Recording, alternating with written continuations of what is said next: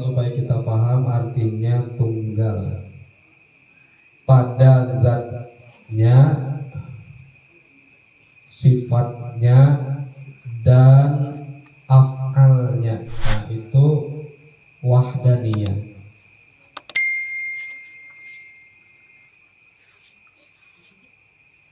Zatnya Allah Ta'ala esa, sifatnya Allah Ta'ala esa, gawiannya juga esa.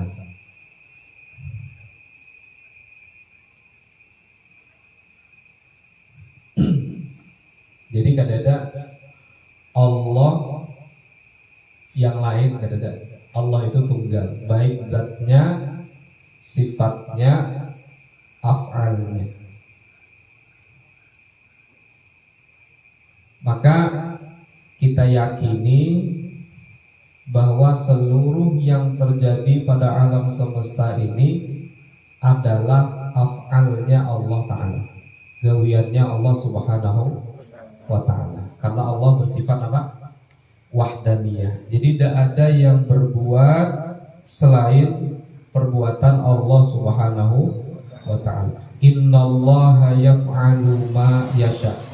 Sesungguhnya Allah memperbuat ma barang yasha'u yang menghendaki oleh Allah. Jadi ada orang yang dikehendaki Allah baik, kehendak Allah. Ada orang yang dikehendaki Allah jahat, kayak syaitan, iblis, laknatullah alaih. Itu kehendak Allah. Sekali-kali makhluknya tidak punya andil apapun di dalam menentukan kehendak Allah. Nah, itu wahdaniyah. Maka seyogianya kita yang mengenal Allah punya sifat wahdaniyah, ketika kita temui diri kita ini baik, maka alhamdulillah. Ketika kita temui diri kita ini kurang baik, la haula wala quwata illa billah. Itu bertaubat kepada Allah Subhanahu wa Ta'ala. Kita yang mau ikut hadir majelis seperti ini, kata Rasul sallallahu alaihi wasallam, may yuridillahu bihi khairan yufaqihu fiddin. Siapa orang yang Allah kehendaki baik, yang menghendaki kan Allah. Artinya kehendak makhluk itu tidak ada andil sedikit pun. Semua yang menghendaki Allah. Siapa orang yang Allah kehendaki baik pada seseorang itu, yufaqihu fiddin, maka Allah fahamkan dia di dalam urusan agama.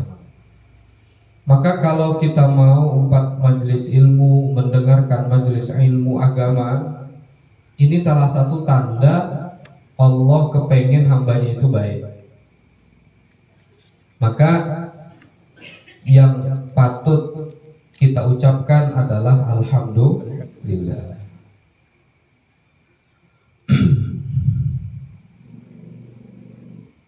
Maka mustahil ia berbilang zatnya, sifatnya berbilang-bilang, atau af'alnya mustahil. Jadi kalau ada af'al selain af'alnya Allah, mustahil. Semuanya atas kehendak Allah Ta'ala. Dalilnya firman Allah Ta'ala, Qul huwallahu ahad. Nah, itu dalil wahdaniyah. Qul huwallahu ahad. Artinya katakan olehmu ya Muhammad, Allah itu Tuhan yang Maha Esa. Dan patut bagi kita mukmin mengiktikadkan bahwa ia senantiasa melihat fiilnya Allah Ta'ala, ya, pada tiap-tiap sesuatu kejadian. Nah, sepatutnya bagi mukmin mengiktikadkan, meyakini bahwa tidak ada yang terjadi kecuali af'alnya Allah Subhanahu wa ta'ala. Wajib kita i'tiqadkan. Dalilnya qul huwallahu ahad.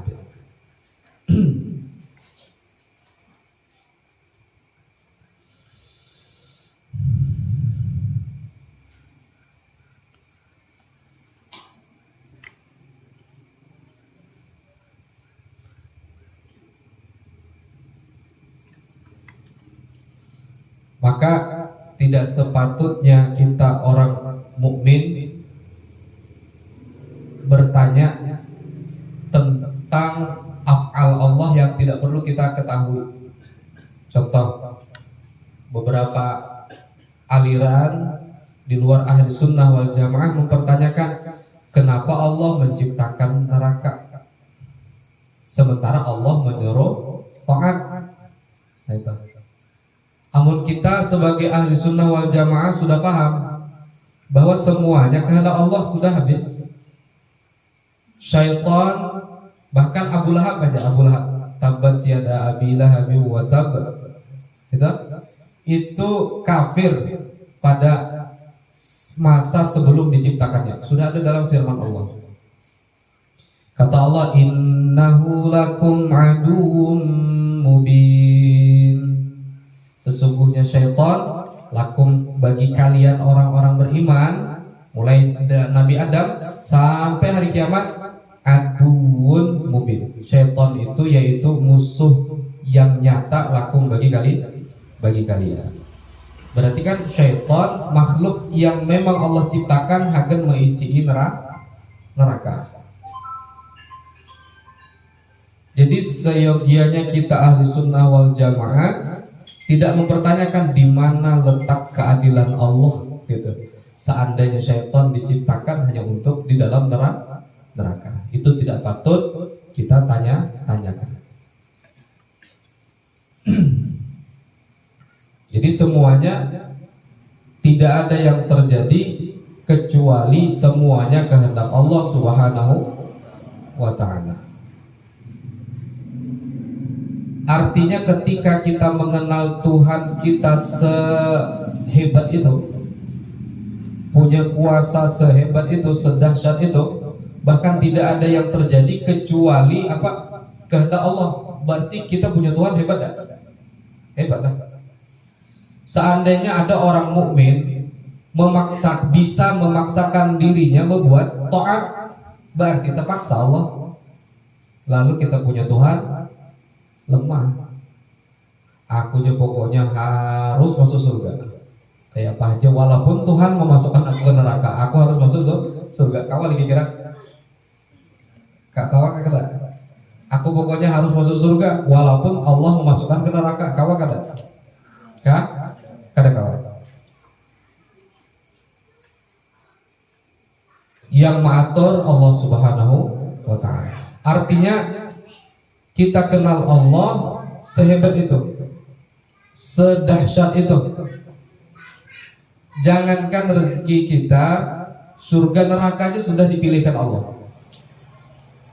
Maka Rasulullah SAW pernah menangis ketika di tangan beliau Allah perlihatkan, di tangan kanan Allah perlihatkan nama-nama umat Rasul yang bakal menghuni surga. Dan di tangan kiri beliau Allah lihatkan nama-nama penghuni neraka. Rasulullah SAW nangis. Bahkan Rasulullah kepengen betul pamannya ya Abu Lahab masuk Islam, tapi kan tidak bisa. Sudah Allah yang menginginkan bahwa Abu Lahab menjadi penghuni neraka. Kata Allah apa? Innallaha yahdi man yasha. Sesungguhnya Allah memberi hidayah oleh Allah akan orang yang Dia kehendaki. Jadi kalau kita menemukan diri kita taat kepada Allah, Allah yang ngasih hidayah. Semata-mata Allah yang membisakan kita dalam posisi taat. Kita temukan diri kita beriman kepada Allah. Coba lihat orang kafir. Berarti kita sudah dimuliakan oleh Allah dengan iman. Pahamnya apa? bahwa kita punya Tuhan sehebat itu. Tidak ada yang bisa melakukan apapun kecuali semua kehendak Allah. Amun coba seandainya syaitan itu hebat, ya dah, masih kawal atau menentang Allah umpamanya, menentang takdir Allah, menentang wahdaniyah, berarti Tuhan kita lemah, tak hebat syaitan. Oh rupanya enggak, kita punya Allah yang memang menghendaki apapun yang terjadi di muka bumi ini. Nah itu hebatnya Allah. Lalu kalau kita sudah kenal Allah yang maha hebat, Allah yang maha wahdaniyah, Allah yang maha segalanya, tentu orang yang berakal tidak akan menduakan Allah, tidak akan menomorduakan Allah. Dia kenal yang paling hebat siapa? Allah. Bahkan maqam musyahadatul af'al, tidak ada yang terjadi kecuali pada pandangannya hanya af'alnya Allah Ta'ala. Ini jangan salah paham, bahaya. Ketika kita kenal Allah sangat hebat, yang timbul apa dalam hati kita? Tidak ada yang dinomorduakan lagi, hanya Allah. Maka sesuai Rasul mengajarkan kita, inna sholati, kata Rasulullah, wa nusuki wa mahyaya wa mamati lillahi rabbil alamin. Jadi kalau kita kenal Allah, itu Allah Tuhan kita yang maha segalanya, bahkan tidak ada perbuatan kecuali perbuatannya Allah, tentu hati kita dipenuhi dengan rasa cinta yang penuh sangat kepada Allah Subhanahu wa ta'ala. Maka tidak ada orang yang mengaku kenal dengan Allah kecuali dia menjaga perintah Allah. Kenapa? Karena kada ada nomor duanya, Allah nomor satu. Maka ketika dia kenal dengan Allah sehebat itu, dia tidak akan pernah menduakan Allah Subhanahu wa ta'ala, dan dia tidak pernah menomorduakan Allah Subhanahu wa ta'ala. Maka tanda orang al-arif billah, tanda orang yang kenal dengan Allah, itu tidak terlupakan dalam pikirannya hanya syukur kepada Allah. Dan tanda orang al-arif billah, orang ma'rifah kepada Allah, kenal dengan Allah, kecuali ibadahnya bertambah. Jadi tidak ada orang yang mengaku kenal dengan Allah kecuali dia melaksanakan perintah Allah. Mana ada wali berbual, kan ada. Wali tapi berdusta, kan ada itu. Wali tapi kada sembahyang, mana ada. Wali sugih kada berzakat, ada. Ya kan? Tidak ada orang ngaku wali kenal lawan Tuhan tapi kada sembahyang subuh, ada itu. Ya kan? Amun ngaku wala ada apa? Nah, jadi karena dia kenal dengan Allah, kenal betul dengan Allah, bahwa tidak ada orang yang lebih baik daripada Allah, tidak ada makhluk yang seperti Allah. Dia bisa makan, dia bisa bernafas, dia bisa hidup, jantungnya berdetak terus, itu atas izin Allah, kehendak Allah. Dia bisa bergerak, dia masih hidup, masih sujud, bisa umpat majelis, bisa mendengar kajian agama. Lalu dia temui tidak ada yang lebih baik dari Allah kepada dirinya. Maka tentu yang dinomorsatukan Allah. Jadi i'tiqad kita begitu. I'tiqad kita wahdaniyah begitu. Lalu perbuatan yang bujur, orang yang makin meyakini, orang yang makin mengiktikadkan dengan wahdaniyah, dia akan makin banyak ibadahnya kepada Allah Subhanahu wa ta'ala. Sholatnya kenal Allah maha paling hebat. Kada mau lagi meninggalkan sholat. Kapan perlu ditambah yang sunnah-sunnah, duha, tahajud, taubat dan sebagainya, puasa sunnah, zikir, sholawat, mengqadai yang tertinggal-tinggal itu. Nah, kalau dia betul-betul mengaku kenal dengan Allah. Jadi itu tadi tuh, berdusta kalau ada orang ngaku kenal tapi meninggalkan perintah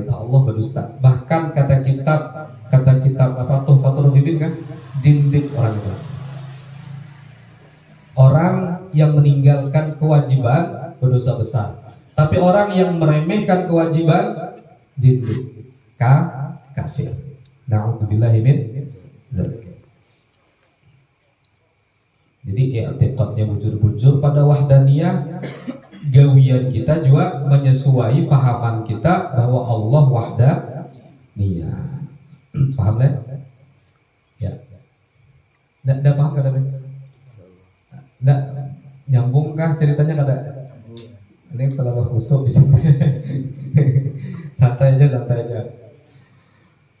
Nggak nyambung nggak ibu-ibu? Paham nggak? Nyambung nggak? Nyambung ya lah. Ya jangan kita salah paham. Banyak yang mengaji salah paham, kemudian pas jadi guru mengajarkan yang salah. Amun sunya di kehendak Tuhan ya, nang apa-apa, masih sembayangan lagi. Amun Allah menghendaki masuk surga, gitu kan? Amun Allah menghendaki masuk neraka, kan udah perlu bisa sembayangan. Gitu. Nah ini kan salah paham. Itu ngarannya mengaku ma'rifah tapi kada berguru. Gurunya hajar rajin ibadah, nya mengaku kadang-kadang berguru, sanadnya nyambung ke Syekh Abdul Qadir Jilani qaddasallahu sirrah. Syekh Abdul Qadir itu selama 40 tahun wudu isya sampai ke subuh. Artinya setelah sholat isya beliau ibadah terus sampai sholat subuh berjamaah. Itu Syekh Abdul Qadir Al-Jilani qaddasallahu sirrah. Tidak ada sejarahnya wali kecuali amalnya banyak. Baik amal hati maupun amal zahir. Bewirid tahan itu wali, mengajar tahan, belajar tahan, suka betul dengan ilmu itu wali. Jadi jangan tertipu.